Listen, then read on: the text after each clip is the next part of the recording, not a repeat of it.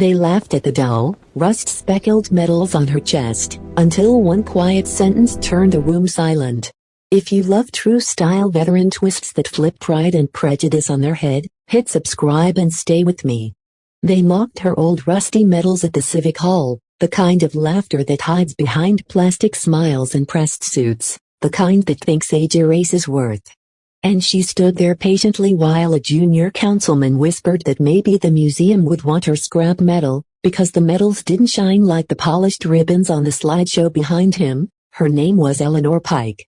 And she wore a thrifted blazer, shoes worn thin at the heel, posture straight as a parade ground, and when the MC mispronounced her rank the room chuckled again, assuming she wouldn't notice, assuming she wouldn't care.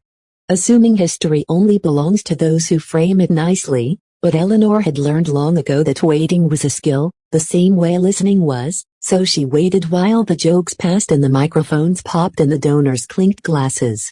Until the councilman finally asked why her medals looked the way they did, and she answered softly that brass tarnishes when it's close to salt water and smoke, that steel remembers heat.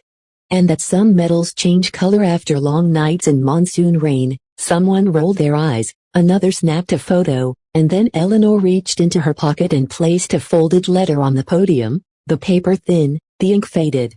and asked him to read the last line out loud, because her voice wasn't as loud as it used to be, and he did, clearing his throat, reading a citation for a convoy rescue under fire, the evacuation of civilians pinned by floods and firestorms. The extraction of a downed crew with no air support, signed by 3 commanders whose names hung in bronze on the wall behind them, and the room stilled as the dates clicked into place and the maps in their heads redrew themselves, and Eleanor added,